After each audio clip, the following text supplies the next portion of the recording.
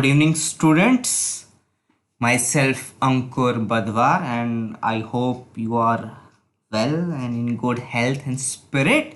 And during this lockdown, preparing at home for the upcoming RB and CB exams and other banking exams like SBI, IBPS, LIC, and all those exams. SBI भी अब delay होगा. It is likely to be in around I would say सितंबर अक्टूबर से पहले नहीं होगा.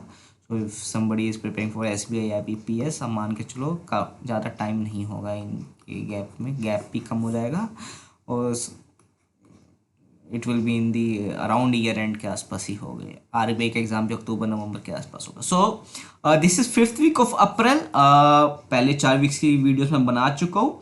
April first week में 3 parts थे, April second week में 2 पार्ट्स थे, अप्रैल थर्ड वीक में अगेन 3 पार्ट्स थे, अप्रैल फोर्थ वीक में अगेन 2 पार्ट्स थे. ये 5th वीक है. इसमें करंट अफेयर्स इस वीक में ज़्यादा नहीं है, तो आई थिंक 1 पार्ट में शायद कवर हो जाएगा. Let's see.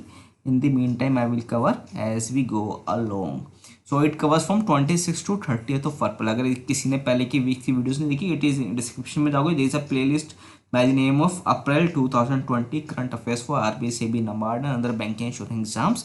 आप उसको देखिएगा. उससे पहले आप स्ट्रेटेजी वीडियोस भी देख लीजिए. 4 स्ट्रेटेजी वीडियोस मैं बना चुका हूँ. 5th 6th 7th 8th मैं जल्दी ही लेके आऊँगा. इसके अलावा क्विज की वीडियोस मैं बना रहा हूँ. There have been my request. First week को अप्रैल से लेके सेकंड थर्ड फोर्थ फिफ्थ सारे वीक्स की क्विज वीडियोस में मैं जल्दी ही लेके आऊँगा कि आपको पता होगा कि इस तरह के क्वेश्चन है. एनीवेज उसकी इतनी ज़रूरत नहीं है, क्योंकि अब मैंने पिछले लास्ट वीक से आई हैव स्टार्टेड कि मैं MCQs में ही बताता रहता हूँ कि कौन से मैं करंट अफेयर्स में बताता रहता हूँ कि कौन से MCQs बन सकते हैं आपके एग्जाम के लिए. So in between these video also I am telling you what kind of question can be asked. Okay, quiz में मैं सारे एक क्वेश्चन तो नहीं दे पाऊँगा, बट इंपॉर्टेंट क्वेश्चंस निकाल के इनमें से मैं ज़रूर आपको दूंगा based on the RBI and SEBI pattern, and that will be more than enough. बाकी टाइम अपना स्टेटिक में फोकस कीजिए.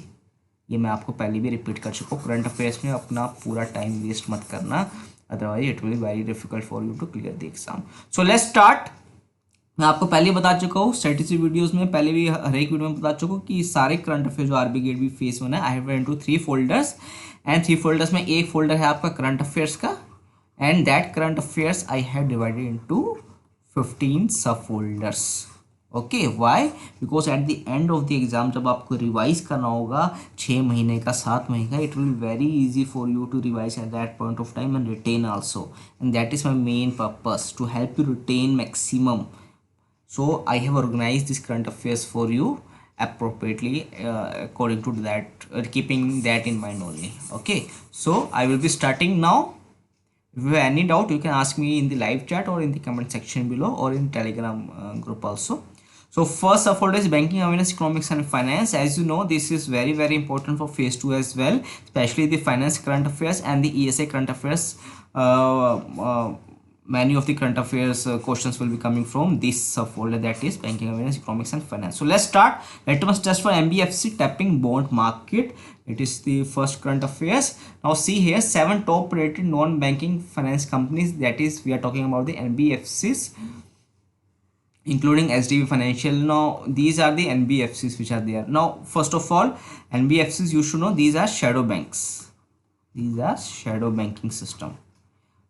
And these are, they operate like banks, but they are outside the formal banking regulations of RBI. Okay, so they are a bit risky also as compared to the commercial or the scheduled banks of the RBI. Now अब देखते हैं news क्या है. For shadow lenders, as I told you, investors seeking high returns in the aftermath of Franklin Templeton episode. ये मैंने detail में last video में cover किया था. What is this? It is a mutual fund. Franklin Templeton is a mutual fund. What is a role of mutual fund, मैं आपको पहले detail में कई बार बता चुका हूँ. मैं फिर से एक बार रिपीट करना चाहूँगा आपको. सी इन्वेस्टमेंट की मैं बात करता हूँ. अभी आज ही honourable prime minister Modi ji yesterday has told that we need investment. He during the discussion with the chief ministers of the states of India, he told that we need investment and told each and every state to prepare strategy to attract investment, especially the foreign investment. Now why this was so much focus on investment? Because investment is a very important part of AD, that is the aggregate demand. As you know, C plus I plus G plus X minus M. This is I, private investment, which we are talking about. This is G, government expenditure and investment. This is C, consumption, that we consume food, articles and all. This is X is export and miss import. I hope you know it well. ESI में मैं detail में मैंने करवाया था. Again जब मैं ESI बताऊंगा, these are very common concept. I think all of you should know by now. Now investment के क्या क्या सोर्सेस होते हैं. सी इन्वेस्टमेंट जो इकोनॉमी में होती है, it can be domestic investment and foreign investment. ठीक है. नो अब जो डोमेस्टिक इन्वेस्टमेंट है वो सीधा या तो डायरेक्ट इन्वेस्टमेंट होगी या तो इनडायरेक्ट इन्वेस्टमेंट होगी. डायरेक्ट कैसे होगी, लाइक डायरेक्टली फैक्ट्री सेटअप हो रही है, सब कुछ हो रहा है, कुछ डायरेक्ट इन्वेस्टमेंट. और इनडायरेक्ट क्या होगी, through the stock market and the bond market. Stock and bond market में भी दो तरीके हैं आपके पास. या तो आप डायरेक्टली आप अपना डीमेट अकाउंट खोलते हो और इन्वेस्टमेंट चालू कर देते हो स्टॉक मार्केट में और बॉन्ड मार्केट में, या फिर आप म्यूचुअल फंड को पैसा देते हो. को दे आर द एक्सपर्ट. आप इनको पैसा देते हो, लाइक SIP देते हो, मंथली कुछ पैसा देते हो, सिस्टमेटिक इन्वेस्टमेंट प्लान बोलते हैं, या लमसम कोई पैसा देते हो कि भाई आप हमारे बिहाफ में पैसा लगाओ और मुझे मैक्सिमाइज रिटर्न दो. इनका क्या जॉब है कि आपका ये डिफरेंट बॉन्ड्स या स्टॉक में as per the risk profile you are taking, high risk, low risk, उस हिसाब से डिफरेंट जो स्कीम्स है उसमें पैसा लगाते हैं और इसमें कमीशन, अपना कमीशन चार्ज करते हैं. तो ये तो हो गई जी डोमेस्टिक इन्वेस्टमेंट की बात. अब हम आएंगे फॉरेन इन्वेस्टमेंट के ऊपर. ठीक है. Let me rub this off, clear the canvas, just wait. Now जब फॉरेन इन्वेस्टमेंट की बात करते हैं उसमें भी दो तरीके हैं. ठीक है.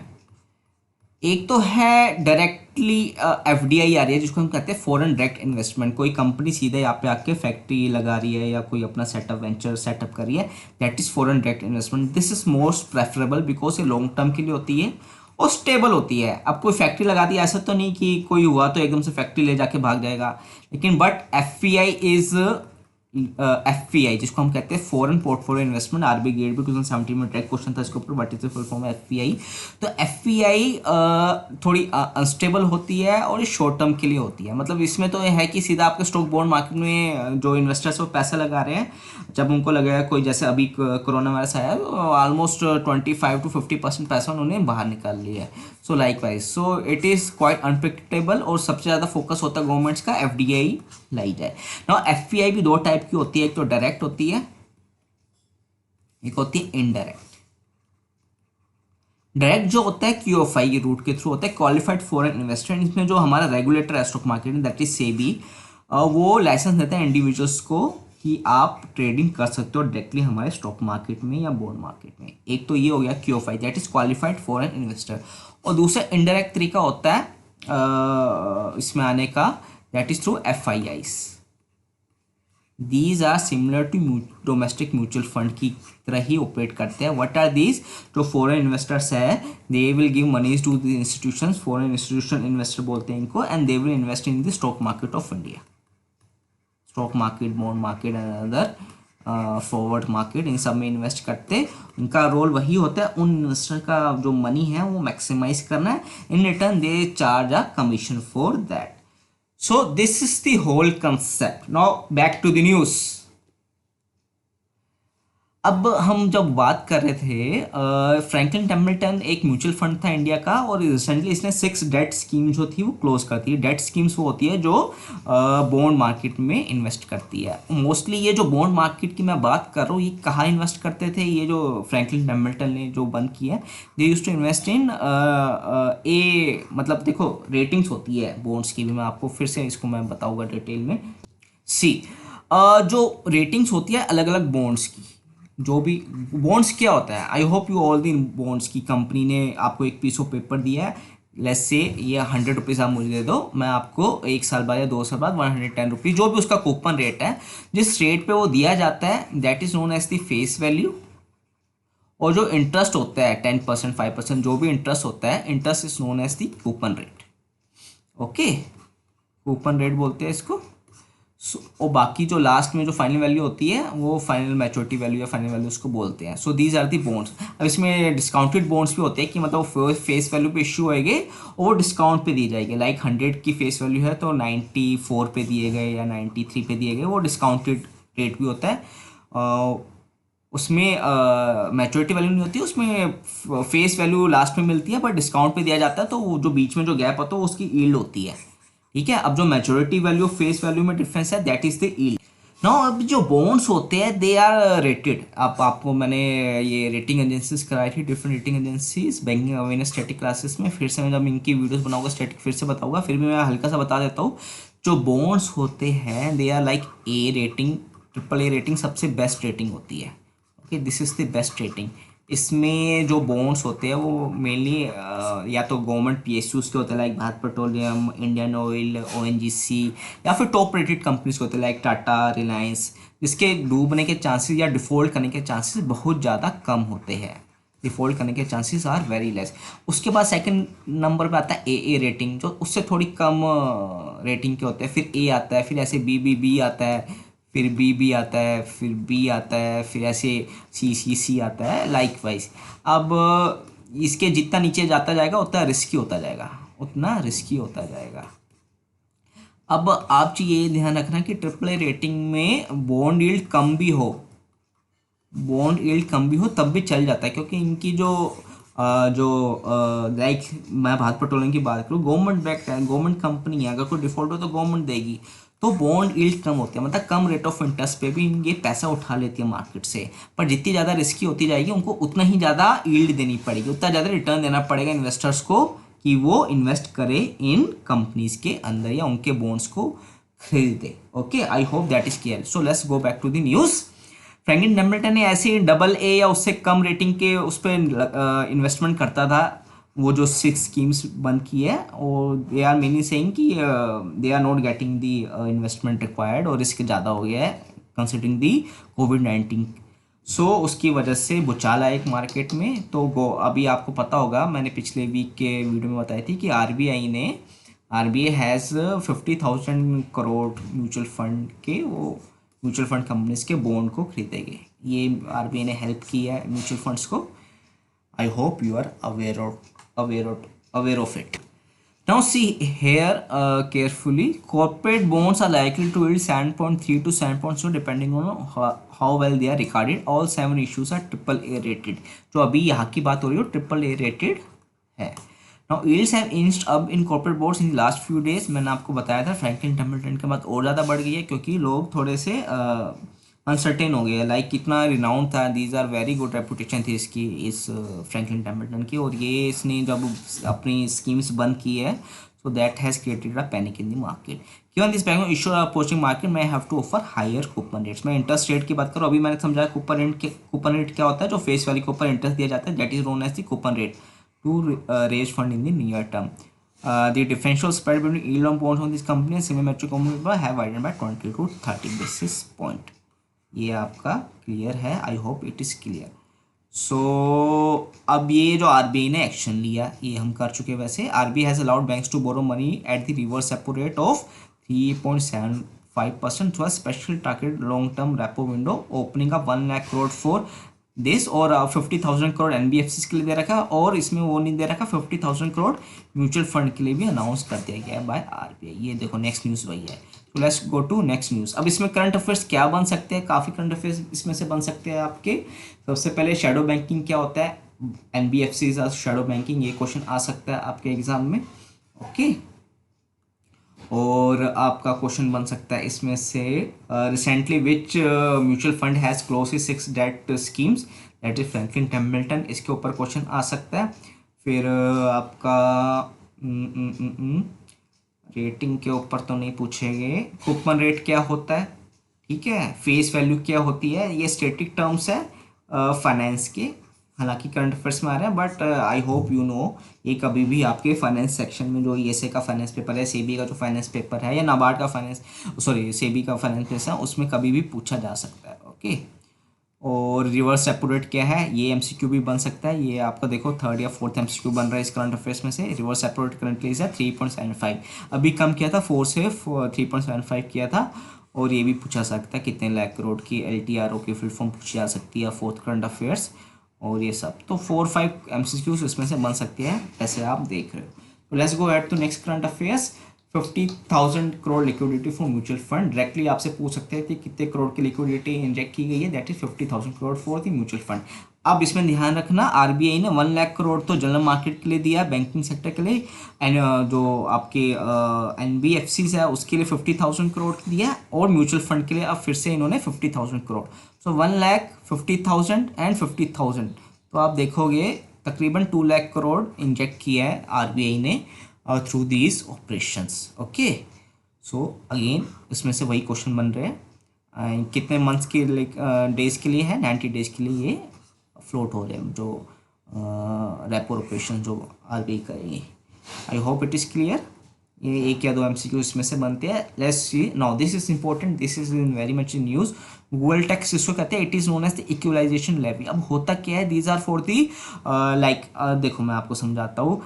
जैसे गूगल है, गूगल पे आप ऐड देते हो, गूगल एडवर्ड्स होते हैं, गूगल के ऊपर ऐड दे रहे हो आप, या फिर फेसबुक के ऊपर अगर कोई इंडिया की कंपनी ऐड दे रही है, तो these companies are not giving any tax to the government of India. Okay, अगर वही आप यही कंपनी दिल्ली मेट्रो के अंदर ऐड देगी या फिर होर्डिंग्स लगाएगी, उन सब में 18% टैक्स है। सो सी इट केयरफुली कि यहाँ पे 0 टैक्स गवर्नमेंट को मिल रहा है और यहाँ पे 18% टैक्स मिल रहा है, तो कहीं ना कहीं गवर्नमेंट को रेवेन्यू लॉस हो रहा है। अगर कंपनी डिजिटल इन मीडियम्स में लाइक फेसबुक, गूगल, नेटफ्लिक्स, इन सब के ऊपर अगर ऐड देती है, सो जो रेवेन्यू लॉस हो रहा है उसको प्रिवेंट करने के लिए गवर्नमेंट ने क्या किया था कि गूगल टैक्स, जिसको बोला जाता है इक्वलाइजेशन लेवी, सॉरी बोला जाता है इक्वलाइजेशन नहीं, famously known as the Google tax, उसको लेवी किया था 2016 में, पहली बार लेवी किया था, और इस बजट में 6% तक इंक्रीज कर दिया था उसको, और हर फॉरेन प्लेटफॉर्म पे उस पर लगा दिया था। ठीक है, सो एक क्वेश्चन इसमें तो ये बन गया आपका कि कितनी इक्वलाइजेशन लेवी बजट में लगाई, that is 6%। Equalisation levy is also known as famously Google tax. दूसरा MCQ, it is a type of indirect tax, याद रखना, it is a type of indirect tax. तीसरा क्वेश्चन बन गया आपका, MCQ बन गया इसमें से। Let's go to next current of आगे की न्यूज़ देखते हैं। फर्स्ट इम्पोज का बोर्ड था 2016 में, चांस कम है ये पूछेगी। This India expand scope to all overseas e commerce origin from India. पहले कुछ ही कंपनीज में था, अब ऑल कंपनीज पे all overseas e commerce transaction में, ये बजट में हुआ था, बजट में हमने इसको डिटेल में किया था, बजट 2022-21 में हमने किया था इसको। सो ये 2-3 MCQs बन सकता है। So let's go to next current affairs. India rating cuts growth forecast to 1.9%। अब ये फिगर्स रटने मत बैठ जाना, क्योंकि हर एक क्रेडिट रेटिंग एजेंसी अपनी अपनी फोरकास्ट दे रहे हैं, लाइक क्रिसिल लेके आ रहा है, स्टैंडर्ड एंड पुअर, मूडी, ये सब आपको याद नहीं करना। इनका देने का जो पर्पस है वो यही है कि इनके हेडक्वार्टर्स का है, इसके हेडक्वार्टर्स ज़्यादा पूछे जा सकते हैं, इसके हेडक्वार्टर्स मुंबई में है। ओके, इंडिया रेटिंग्स के ऐसी क्रिसिल, मोदी, स्टैंडर्ड पुअर, इनका भी इनके हेडक्वार्टर्स पूछे जा सकते हैं। So that is the purpose of giving this. So reading only, PDF पढ़ने से आपका काम नहीं चलेगा, PDF में से भी क्या जरूरी है वो भी आपको पता होना चाहिए कि आपका फालतू का टाइम बर्बाद ना हो। ओके, सो लेट्स न्यूज़ में चलते हैं। Special boring scheme for SHG rolled out by IOB। अब SHG का कोई स्कीम का नाम नहीं है, तो स्कीम का नाम नहीं है तो ऐसे तो कोई पूछेगा नहीं, तो वो क्वेश्चन नहीं बनता। IOB आ गया, ईस्ट इंडियन ओवरसीज बैंक, इसका हेडक्वार्टर पूछा जा सकता है, that is in Chennai. Okay, so this question can be asked. ये वैसे भी स्टेटिंग में मैं कुछ इंपॉर्टेंट बैंक से, आप तो सिर्फ 12 PSUs रह गए हैं, 12 PSUs रह गए, पहले 27 होते थे, अब मर्जर करके सिर्फ 12 बचे हैं। तो इन सबके हेडक्वार्टर्स को आपको पता होने चाहिए, 12 बैंक्स के, वो हम स्टेटिक में भी करा हुआ है, एक साथ में आपको लिस्ट दूंगा उसकी। Let's go to next news. ADB unveils 1.5 billion covid package for India. अभी आपको याद होगा 2.2 बिलियन दिया था इसने, अब फिर से 1.5 बिलियन का पैकेज दिया। ADB के हेडक्वार्टर्स आपको पता होने चाहिए, मैंने फिर से इस PDF में नहीं दिया because I wanted to know in the live chat box और द कमेंट सेक्शन कि ADB के हेडक्वार्टर्स कहाँ पे कभी भी आपका एग्जाम में आ सकता है, फेज 1 में खासतौर पे। सो एशियन डेवलपमेंट बैंक ने इस India is the 4th biggest share holder, ये आपको पता होना चाहिए, सेकेंड MCQ इसमें से बन सकता है। बाकी 2.2 बिलियन की एड इसने पहली थी, 1.5 बिलियन की एड अभी दी है, जब तक 6 मंथ के बाद एग्जाम है तब तक और एड देगा ये आपको, नो डाउट। तो ये फिगर्स इतनी इंपॉर्टेंट नहीं होती, ठीक है, तब तक के लिए काफ़ी चेंज आ जाएंगे। So let's go to next current affairs. MNC looks to actually renegotiate APA. Now this is very important from your exam point of view and you should know what are APAs, what is transfer pricing, what is arm length pricing. ये सब मैं आपको detail में इस current affairs में बताऊंगा and it is very important for exam, specially for मैं ESI और फाइनेंस की बात करूँ, very very important. Now with margin under pressure due to COVID-19 business discontinue multinational looking to renegotiate advance pricing agreement. एक MCQ तो ये बन गया आपका, APA की फुल फॉर्म पूछेंगे. It is advanced pricing agreements, the tool used by taxman to reduce the transfer pricing dispute. दूसरा question आएगा आपका ट्रांसफर प्राइसिंग में MCQ आएगा. क्या होता है मैं आपको बता देता हूँ. पहले देखो, पहले हमारी जो गवर्नमेंट डिपार्टमेंट है that is central board of direct taxes, इसको रीनेगोशिएट करता है, नेगोशिएट करता है MCC से. ये थर्ड MCQ है कि कौन सा डिपार्टमेंट इसको नेगोशिएट करता है MNC से, that is central board for direct taxes. आपको पता होना चाहिए दो बोर्ड है, एक तो central board of direct taxes है और एक central board of indirect tax है. Okay, I hope you know it. ये हमने फिजिकल पॉलिसी में डिटेल में किया था. ये ऐसे की वीडियो जब बनाऊंगा फिर से मैं कराऊंगा इसको आपको, जिन्होंने मेरे ऑफलाइन क्लासेस अभी तक अटेंड नहीं किए. So advance pricing agreement, transfer pricing dispute और ये तीन MCQs तो ये हो गए. डोंट वरी, मैं अभी बता रहा हूँ क्या होता है ट्रांसफर प्राइसिंग. पहले ये न्यूज़ आइटम पूरी देख लेते हैं. ट्रांसफर प्राइसिंग देखो दे ही रखा है मैंने. Transfer pricing essentially the price paid by the parent company two is foreign arm over a local subsidiary for transfer between in-house entities. In most cases, the local entity charges a mark up at arm's length or at a price as per industry average or transaction between group companies. Now इसको एक बार फिर पढ़ना और मैं अब आपको उसको detail में समझाता हूँ. Seat carefully. सो आपको पता होना चाहिए व्हाट इज ट्रांसफर प्राइसिंग. और this is very very important, transfer pricing. देखो फ्लिपकार्ट का केस आया था 2-3 साल पहले, मैं इसी का एग्जांपल लेके आपको बताऊंगा. फ्लिपकार्ट अब तो वॉलमार्ट ने परचेज मतलब खरीद लिया, इसको टेक ओवर कर लिया. पहले ये इंडियन कंपनी 2007 से जब स्टार्ट हुई, इससे Indian company was a Indian company. Now Flipkart क्या करता था, लेट्स से इसके 1000 करोड़ रुपीज़ प्रॉफिट हुआ है. अब इंडिया में जो टैक्स था दैट वाज 30% कॉर्पोरेट टैक्स. अभी 22% की ना सितंबर में. उससे पहले जो कॉर्पोरेट टैक्स था इंडिया में 30% था. इसके अलावा भी कुछ सेस और सरचार्ज अलग देना पड़ता था कंपनीज को. तो टोटल अराउंड 34% के आसपास जो टैक्स इन कंपनीज को देना पड़ता था प्रॉफिट के ऊपर. ओके, सो 1000 करोड़ रुपीज़ प्रॉफिट था. तो फ्लिपकार्ट क्या करता था, ऑलमोस्ट 100% या 99% कंपनी यही करती है, एक सब्सिडरी बनाती है. सब्सिडरी, ये सब्सिडरी कहाँ बनाएंगी, सिंगापुर में या फिर मॉरिशियस में. अब आप बोलोगे सर यहाँ पे क्यों सब्सिडीज बनाएंगे, because these are known as the tax havens. Why they are known as the tax havens, because the tax rate is very very low. कितना होता है, 1%, 2%, 3%. इंडिया में कितना है, 30%. सो यहाँ पे जो टैक्स रेट है अराउंड 10 टाइम्स और 20 टाइम्स ज़्यादा है इंडिया में as compare to these countries. तो यहाँ पे ये बनाएंगी अपनी सब्सिडरीज. यहाँ तक I hope it is very much clear. अब देखो खेल क्या होता है यहाँ पे केयरफुली. अब जो ये फ्लिपकार्ट है, जब इसको 1000 करोड़ रुपीज़ का प्रॉफिट हुआ, 1000 करोड़ रुपीज़ का प्रॉफिट हुआ, ये क्या करेगा, इसमें से लेट्स से 900 करोड़ अपनी सब्सिडरी को ट्रांसफ़र कर देगा. वाई, कि चलो उसने कोई सर्विस दी है, फॉर एग्जांपल फ्लिपकार्ट का लोगो बनाया या फ्लिपकार्ट को कोई और सर्विस दी, कोई भी सर्विस दी, 90 करोड़ प्रॉफिट उसने यहाँ पे ट्रांसफ़र कर दिया अपनी इस सब्सिडरी को. और इसके पास इंडिया में कितना रह गया, सिर्फ 100 करोड़ प्रॉफिट. अब 100 करोड़ पे तो ये 30% टैक्स देगा अपना, और जो उसका 900 करोड़ है इसमें कितना टैक्स देगा, 1 या 2% टैक्स देगा बस. सो आप देखोगे कितना ज़्यादा टैक्स सेव कर दिया उसने. 900 करोड़ पे अगर उसका 30% देता वो, तो 900 करोड़ का 10% 90 करोड़ हुआ, तो 30% मतलब 270 करोड़ टैक्स देना पड़ता है उसको इंडियन गवर्नमेंट को. अब मान लो सिंगापुर में 1% टैक्स है, तो वहाँ पे उसको सिर्फ 27 करोड़ रुपीज़ टैक्स देना पड़ रहा है. सो 270 माइनस 27 करोड़, इतना टैक्स उसने क्या किया, सेव कर लिया. अप्रोक्सीमेटली 240 करोड़ रुपीज़ उसने सेव कर लिया इस ट्रांसफ़र प्राइसिंग से. ये जो सिस्टम होता है इसको बोला जाता है ट्रांसफ़र प्राइसिंग. और हर एक एमएनसी ये करती है, तो गवर्नमेंट भी परेशान थी इससे, तो गवर्नमेंट ने क्या किया, गवर्नमेंट ने कहा इसका कोई ना कोई तरीका तो हमें ढूंढना पड़ेगा। Okay, so what government did, government came out with APs, APAs. What are APAs, advance pricing agreements, मैंने अभी करंट अफेयर में डिस्कस किया। इसमें क्या होता है, जो टैक्स अथॉरिटी होती है, जो सीपीडीटीएस केस में central board of direct tax, direct taxes क्यों है, क्योंकि जो कॉर्पोरेट टैक्स है वो डायरेक्ट टैक्स है, आपको पता होगा। Corporate tax, income tax, these are the direct tax, gift tax, wealth tax, these are the direct tax, property tax. Okay, indirect tax में आपका जीएसटी आता है, एक्साइज ड्यूटी आती है, कस्टम ड्यूटी, वो सारा इंडायरेक्ट में आता है।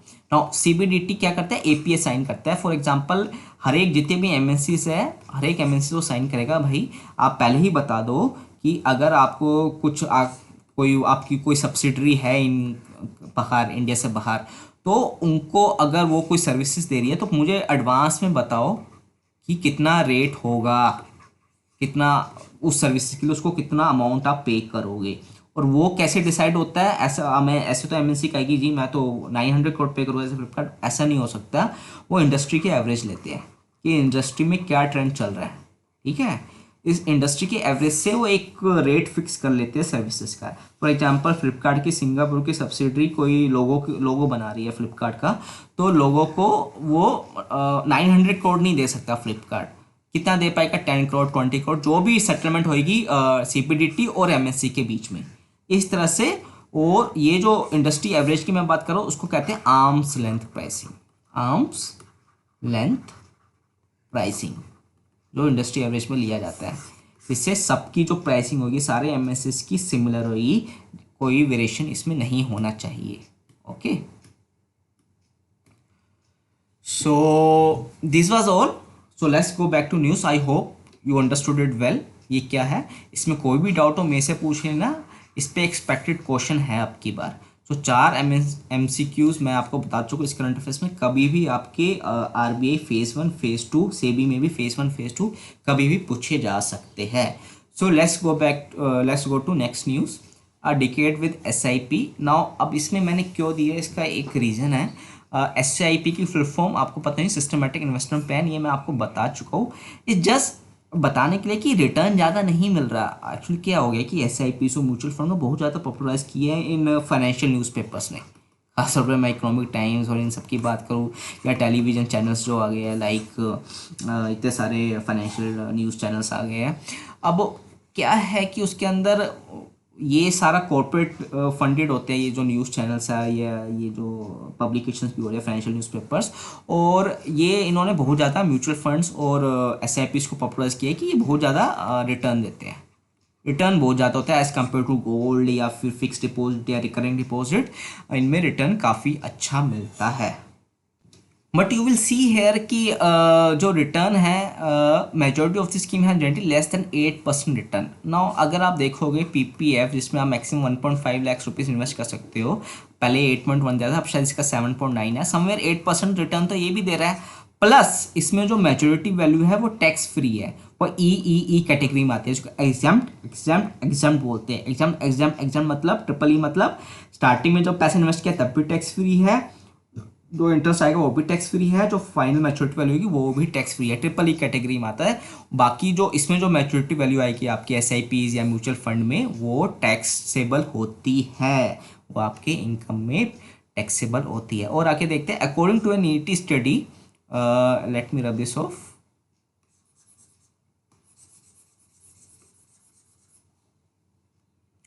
According to a ET study,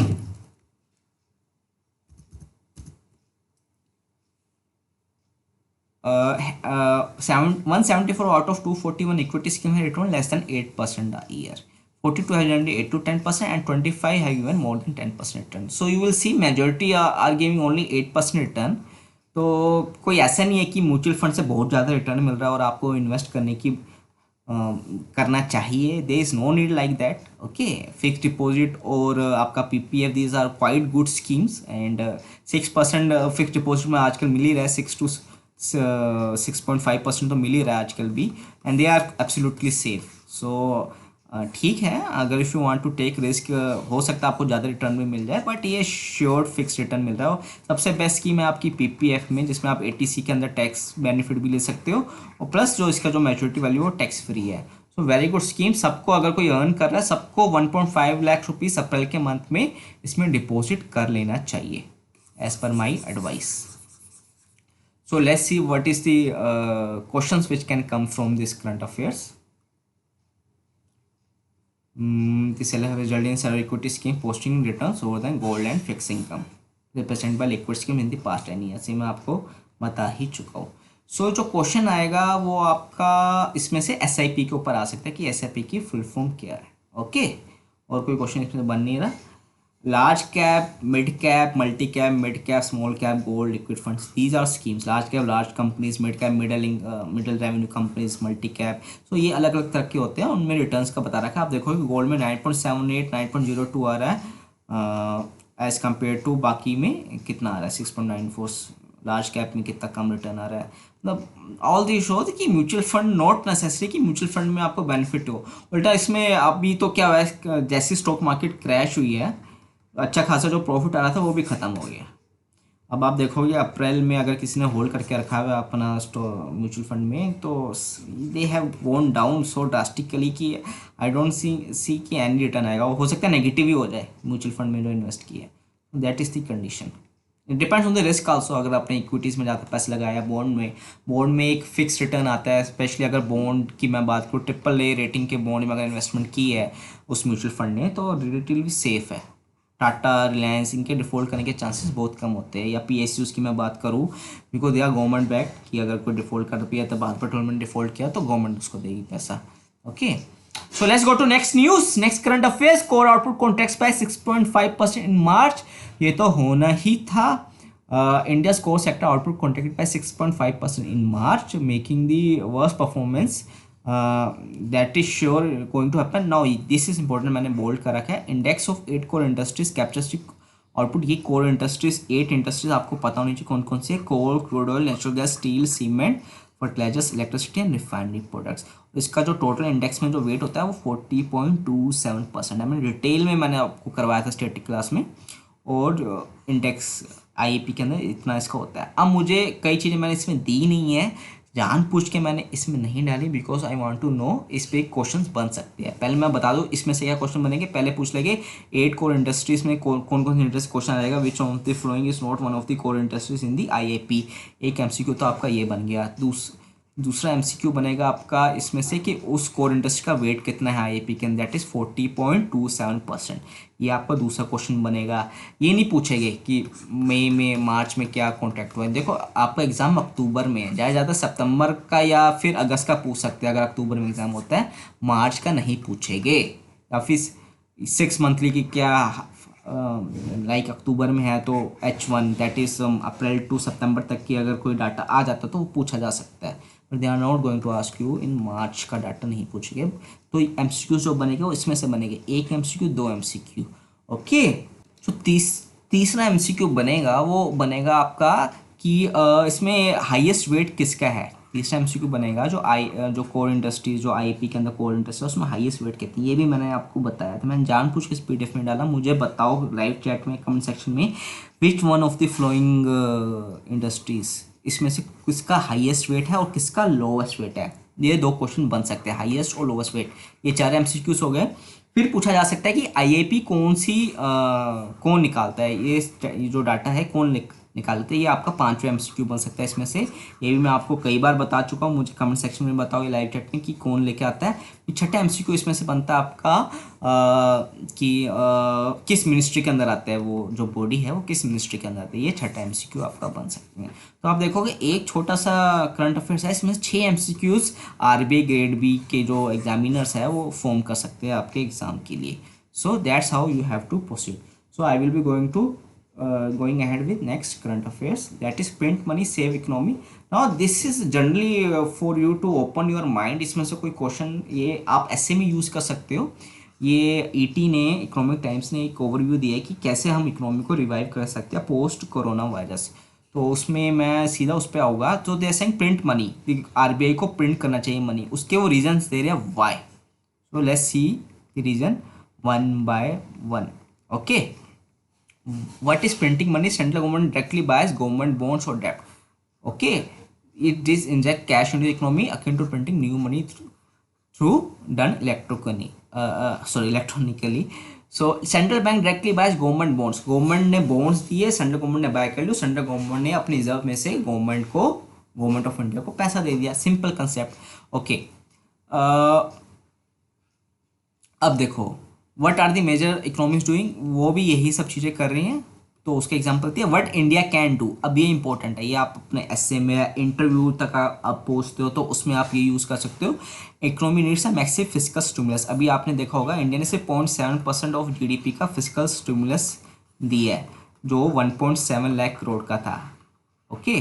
1.7 lakh crore में भी 50,000 करोड़ तो वही था जो स्टेट्स का जो जीएसटी था वो पेंडिंग था, वही दे दिया उठा के. मतलब एक तरह से बेवकूफ़ी बना रहे हैं कि हमने 1.7 लाख करोड़ का पैकेज है, दैट्स टू स्मॉल. अमेरिका और बाकी यूरोपियन कंट्री ने 10% ऑफ जीडीपी का पैकेज रोल आउट किया है. इंडिया ने अभी 0.7% भी नहीं बोलना चाहिए, 0.5% भी नहीं किया. ओके. और इंडिया की population 130 crore. It needs a massive stimulus. तो 80 ने कहा है कि 9 to 10% का कम से कम इंडिया को स्टिमुलस निकालना चाहिए, लेके आना चाहिए. This translate into 18 to 20 lakh crore. आपको पता होगा इंडिया की जीडीपी कितनी है, अराउंड 215 लाख करोड़ है. आप इसका अगर 10% निकालोगे तो तकरीबन इतना ही आएगा, 20 लाख करोड़ के आसपास आएगा. Budget borrowing is for physical boring जो गवर्नमेंट की थी बजट में हमने किया था 8 लाख करोड़ के आसपास थी, 7.8 थी 5%. Market can not support this boring. वो ईटी कह रहा है मार्केट से इतना पैसा नहीं मिलेगा गवर्नमेंट को, तो क्या करना पड़ेगा कि आरबीआई को इसमें इंटरवीन करना पड़ेगा. आरबीआई से गवर्नमेंट को पैसा लेना पड़ेगा. RBI has to print money और सेल और बाय दी गवर्नमेंट बॉन्ड्स. अब सी अगर वो मार्केट से गवर्नमेंट पैसा लेती है तो क्या होगा, interest rate will rise sharply. इसको एक टर्म मैंने आपको बताया जिसको बोला जाता है crowding out. Crowding out. Crowding out मैंने आपको डिटेल में बताया था. क्राउडिंग आउट वो होता है कि जिसमें गवर्नमेंट जो होती है, सेंट्रल गवर्नमेंट, स्टेट गवर्नमेंट की सारा पैसा जो मार्केट में होता है वो बोरो कर लेती है और प्राइवेट लैंडर्स के बाद बहुत ही कम पैसे बचते हैं बोरो करने के लिए. ओके. तो अगर देखो सारा का सारा पैसा गवर्नमेंट ले लेगी तो मार्केट में पैसा बचेगा नहीं प्राइवेट सेक्टर को लैंड करने के लिए, तो उसकी वजह से interest rate will rise sharply. Private and other borrowers will be denied credit and higher interest rate and lack of credit will kill economic activity. इसलिए इकोनॉमिक टाइम्स बोल रहा है कि instead of buying from the market जो government है, government of India को RBI से पैसा लेना चाहिए. हालांकि एफआरबीएम एक्ट के अंदर बोला गया है कि ये सेपरेट करना चाहिए, RBI should not monetise the deficit. But अब कंडीशन जो है एक्स्ट्रा ऑर्डिनरी है and this is time for government to take money from RBI, borrow money from RBI, take नहीं borrow. So only RBI can provide such funds by printing money. ये सब उसने बता रखा है. अब देखो व्हाट इंडिया डिड अर्लियर, पहले भी इंडिया कर चुकी है ये चीज़, वो सब दे रखा है. बट एफआरबीएम 2003 एक्ट जो मैंने आपको बताया barred RBI from buying primary issues of government debt, ये मैं आपको पहले ही बता चुका हूँ.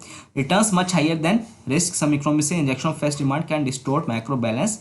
दे point to possibility of this. हो सकता है कि बहुत ज़्यादा पैसे पंप के तो हाई इन्फ्लेशन हो जाएगा, बहुत ज़्यादा मनी आ जाएगा, हाई करंट अकाउंट डेफिसिट भी हो सकता है, करंट डेफिसिट भी कर सकते हैं. ये सब मैंने फिजिकल पॉलिसी में बता रखा है कैसे रिलेशन करता है. बट अब यहाँ पे आ जाओ. बट हुआ क्या है कि जो इकोनॉमी की तो हालत इतनी ज़्यादा ख़राब है कि ये अनलाइकली है. वाई? डिफ्लेशन अब के चांसेस आ गए हैं, डिमांड इतनी ज़्यादा कम हो गई है, जॉब लॉस होगा, इंडस्ट्रीज क्लोज होती जा रही है. 40-50% ऐसे सेक्टर्स हैं, travel, tourism, hotel industry, restaurants, सब क्लोज हो जाएंगे. मतलब 40-50% जब इतने ज़्यादा क्लोज हो गए, जॉब लॉस होगा, तो डिमांड बचेगी कहाँ पे. आप जितना भी पैसा डाल दो डिमांड कहाँ से होगी. तो रियल रिस्क है ही नहीं, रियल रिस्क डिफ्लेशन का इन्फ्लेशन का नहीं है. तो ये फैक्टर ख़त्म हो गया. करंट अकाउंट की बात करें, डेली कोई ट्रेड तो हो ही नहीं रहा, पूरा वर्ल्ड लॉकडाउन में है, तो इसका कोई रिस्क है नहीं. क्रूड प्राइस बहुत ज़्यादा कम है तो उससे भी इंडिया को फ़ायदे होना, नुकसान होना नहीं है. इसको क्रेडिट बिंज लो है क्योंकि इतना ज़्यादा जो जो बैंक लैंडिंग करेगा या एनबीएफसी लैंडिंग करेगा वो ज़्यादा प्रिकॉशन लेके लैंडिंग से पहले. तो ये सब जो फियर्स है वो है नहीं. और the Economic Times and in fact many economics are saying go for it.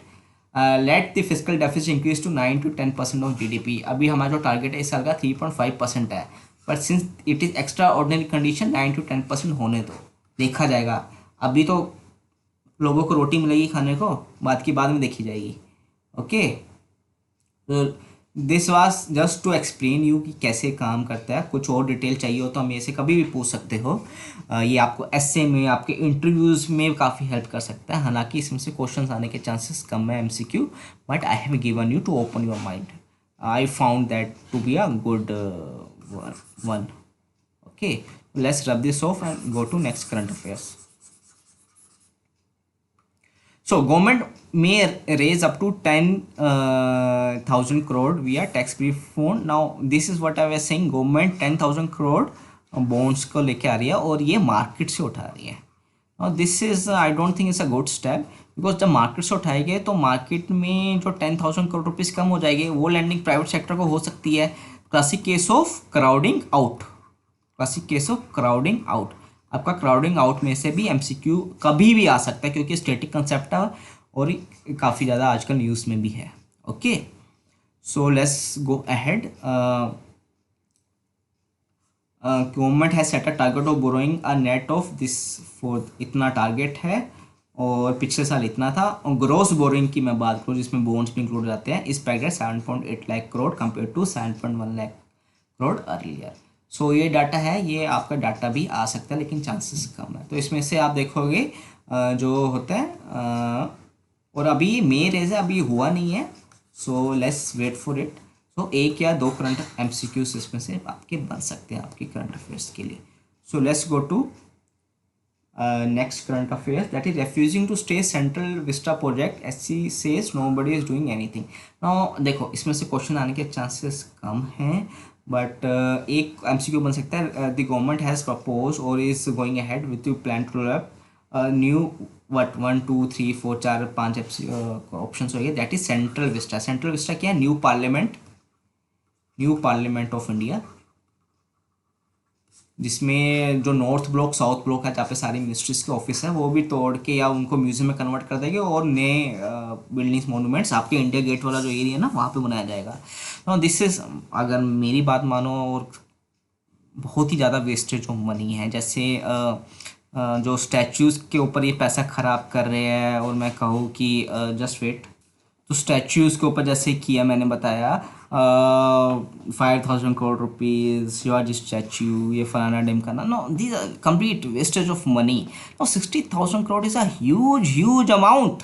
कैसे, मैं आपको ज़रा समझाता हूँ वाइट बोर्ड के अंदर. देखो 35,000 करोड़ 600, मैंने बजट में ये फिक्र कराई थी. जितने भी जो हमारी हेल्थ मिनिस्ट्री है उसमें जो न्यूट्रिशनल स्कीम्स है जैसे मिड डे मील स्कीम्स और ये सब स्कीम्स को जो टोटल ईयरली एलोकेशन है दैट इज़ 35,600 करोड़. मनरेगा की बात करूँगा उसमें भी 61,500 करोड़ एलोकेशन है पूरे साल भर का. और ये पूरे साल भर का है. मतलब अब जो हम वो पैसा खर्च करें न्यू पार्लियामेंट या न्यू ऑफिस बनाने में, उसमें 60,000 करोड़ रुपीज़ को यूज़ होगा ना. इस 60,000 करोड़ में तो हम पूरे एक साल की मनरेगा स्कीम या एक साल का पूरा जितनी भी न्यूट्रिशन स्कीम्स है, कितने ही करोड़ों लोगों को हम एक साल के लिए खाना खिला सकते हैं. और वो हम सिर्फ एक न्यू पार्लियामेंट को बनाने में वेस्ट कर रहे हैं. It is complete wastage of public money as per me. Sorry I am saying this but it is a very very bad step.